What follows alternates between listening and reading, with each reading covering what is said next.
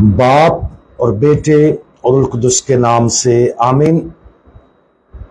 आज हम मुकद्दस लूका की इंजील उसका 11वां बाब और उसकी आयात 27 और 28 पर ध्यान ज्ञान करेंगे। और आज हम बाबरकत जिंदगी गुजारना इसके बारे में सुनेंगे।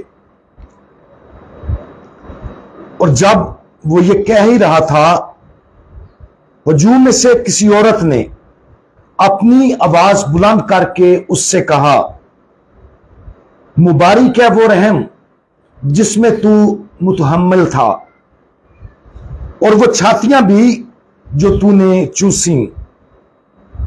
पर उसने कहा, बल्कि ज्यादा मुबारक वो हैं जो खुदा का कलाम सुनते और अमल में लाते हैं।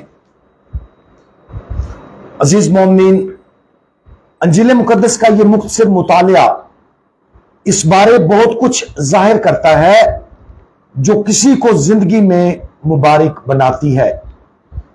खासतौर पर खुदावंद यीशु मसीह उन लोगों को वाकया ही बाबरकत समझते हैं जो दो काम करते हैं। नंबर 1, खुदा का कलाम सुनना, और नंबर 2, उस पर अमल करना। अगरचे ये हवाला पहली बार पढ़ने में बिल्कुल आसान मालूम होता है, लेकिन दरअसल इसके मुताबिक जिंदगी गुजारना कहीं ज्यादा मुश्किल है। एक बाबरकत जिंदगी का पहला कदम खुदा का कलाम सुनना है। सुनने का मतलब यह है कि हमें अंजील मुकद्दस से वाकिफ होने के अलावा और भी बहुत कुछ करना है। सुनने का मतलब यह है कि हम ना सिर्फ उन तमाम चीजों से वाकिफ हैं जो हमारे खुदावंद ने कलाम में फरमाई हैं, इसका मतलब यह भी है कि हमने उसे सही मानों में अपने बातन में समा लिया है और हम उन तमाम चीजों को समझते हैं जो हमारा खुदावंद हमसे चाहता है। क्या हमने खुदावंद को कभी अपने आप से हम कलाम होते हुए सुना है? हमारे लिए समझना जरूरी है कि अंजील मुकद्दस जिंदा है। दूसरे लफ्जों में, खुदा के कलाम से वाकिफ होना किसी किताब के इस बात को पढ़ने के मुतरादिफ नहीं है, बल्कि खुदा के कलाम के सुनने का मतलब है कि हम एक शख्स को सुनते हैं जो खुदा का बेटा, जो हमसे बात करता है और हमारी जिंदगी के हर कदम पर हमारी रहनुमाई करता है। खुदा का कलाम हर दिन के हर लम्हे हमसे हम कलाम होता है। यह हमारे रब के साथ दुआया गुफ्तगू की जिंदगी भर की इयादत के जरिए पूरा होता है, जिसके जरिए हम हमेशा उसकी आवाज की तरफ ध्यान देते हैं। खुदा के बेटे की आवाज को सुनना जो कलमा मुतजस्सद हुआ, लाजमी तौर पर यह जाहिर करता है कि हम भी उन तमाम चीजों पर गौर करें जो वो हमसे कहता है। दरहकीकत मोहब्बत के लिए उसके मुसलसल और नरम हुक्म पर अमल करने में नाकामी के नतीजे में हम उसको बिल्कुल भी वाज़े तौर पर सुनने से कासिर होंगे। हम उलझन का शिकार हो जाएंगे और आसानी से दुनिया की बहुत सी दूसरी आवाजों की तरफ मुतवज्जो हो जाएंगे और उस जलाली रास्ते पर चलने से कासिर हो जाएंगे जो हमारे खुदावंद ने हमारे लिए चुना है।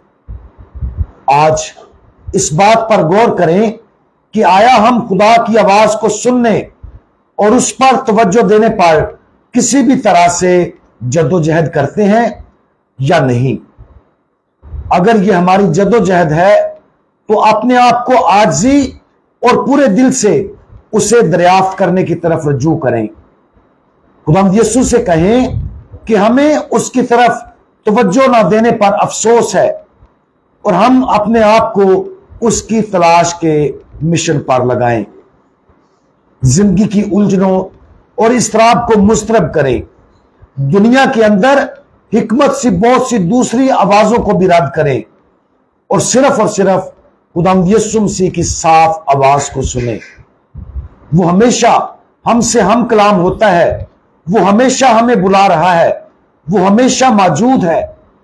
अपनी रूह की आंखें खोलें और उसे अपनी पूरी तवज्जो दें। और जब हम महसूस करें कि वो हमसे बात कर रहा है तो इंतहाई फराख दिली और फरमाबरदारी के साथ उसे जवाब दें। ऐसा करने से हमें पता चल जाएगा कि दर हकीकत खुदावंद की तरफ से बरकत पाने का क्या मतलब है। हमारे मुबारक खुदावंद, आप हर चीज से बालातर हैं और आप हमें और तमाम मखलूकात को अपनी जिंदगी में शरीक होने की दावत देते हैं। हमें वो फजल अता फरमाए जिसकी हमें जिंदगी की उलझनों, आजमाइशों और फरेबों से बाज आने की जरूरत है, ताकि हम सिर्फ और सिर्फ आपकी आवाज को सुने और सिर्फ आपकी आवाज पर लब्बैक कहें। हम अपने आप को आपकी मुकद्दस मर्जी के हवाले करते हैं। बराए करम हमें हर वो नेमत अता फरमाए जो आप हमें देने की ख्वाहिश रखते हैं। खुदा यीशु मसीह हमारा भरोसा आप पर है, आमीन। आज हम तमाम बीमारों के लिए भी दुआ करते हैं। खास तौर पर मैं अपनी अम्मी जी के लिए दुआ करता हूं कि खुदामंद तमाम बीमारों को और मेरी वालदा को सेहत कामला अता फरमाए। मसीह हमारे खुदावंद के वसीला से, आमीन।